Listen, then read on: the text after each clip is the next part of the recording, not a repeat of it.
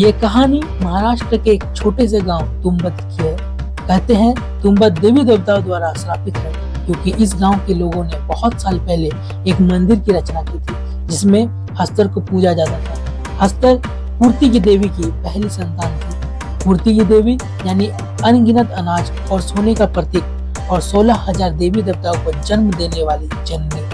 हस्तर बहुत ज्यादा लालची थी। उसने देवी का सारा सोना हड़प लिया था और साथ ही वो सारा अनाज पर कब्जा करना चाहता था, और बाकी देवी देवताओं ने उसे ऐसा करने से रोक दिया था और उसे छोटे छोटे तिनकों में बांट दिया। पूर्ति की देवी अपनी पहली संतान को बेहद प्रेम करती थी, पर हस्तर का नाश होने से पहले उन्होंने उसे बचा लिया, पर एक शर्त पर, कोई उसे कभी नहीं पूजेगा और उसे भुला दिया जाएगा। पर तुंबद गांव के पूर्वजों ने जब से उसका मंदिर बनाया, तब से देवी देवताओं का क्रोध तुंबद पर बारिश बनकर बरसने लगा। लेकिन कहते हैं हस्तर ने प्रसन्न होकर अपना जितना सोना था सब उस मंदिर को अर्पित कर दिया, लेकिन वो मंदिर के अंदर कहाँ छुपा है ये किसी को नहीं मालूम। गिरीश नाम के एक पंडित ने भी उसी खजाने के लालच में हस्तर की खूब पूजा करी और वहां जाने को सोचा। उस दिन हमेशा की तरह बाहर जोरदार बारिश हो रही थी। मंदिर के अंदर बहुत अंधेरा था और किसी मरे हुए जानवर की बू आ रही थी। अपने हाथ में मसाल लिए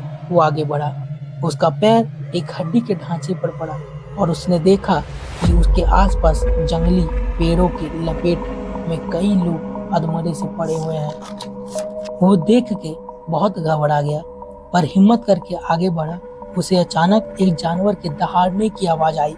उसने छिप के देखा तो आंधे इंसान और आधे भेड़िया जैसा जानवर किसी इंसान की चमड़ी को चबाकर खा रहा है। गिरीश ये सब देखकर डर गया था। गिरीश ये सब देख ही रहा था कि बगल से चमगादड़ के हमले हुए और वो उनसे बचते बचते नीचे गिर पड़ा। उस जानवर ने गिरीश को देख लिया और उस पर एक जोर से वार किया। वो जानवर उसे मुंह से घसीटता हुआ हस्तर की मूर्ति के नीचे ले गया और उसे नीचे छोड़ के वहां से चला गया। गिरीश ने जब उठ के देखा तो वो दंग रह गया था। वहाँ हस्तर की मूर्ति के नीचे सोने की अनगिनत मुद्राएं रखी हुई थी। गिरीश की आंखें चमक उठी और वह अपनी पोटली में सारा सोना भरने लगा।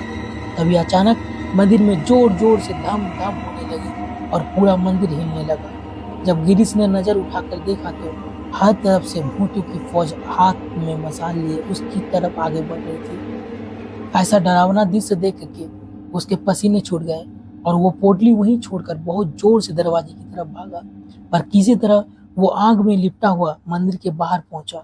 बारिश तेज थी, जिसकी बदौलत आग तो छूट गई, पर उसका सारा शरीर जल चुका था। तभी गांव वालों ने उसका बहिष्कार कर दिया और उसके बीवी बच्चे उसे छोड़कर चले गए। कुछ दिन के बाद गिरीश पागलों की तरह सबको बोलता रहा, अंदर मत जाना, अंदर मत जाना, और उसने अपना सारा जीवन उसी मंदिर के बाहर भीख मांग मांग के निकाल दिया। सो गाइस, मूवी तुंबद इसी सच्ची घटना पर आधारित है। अगर आपको हमारी कहानी अच्छी लगी हो तो सब्सक्राइब करिए हमारे चैनल को और सुनिए ऐसे ही सच्ची हॉरर स्टोरी।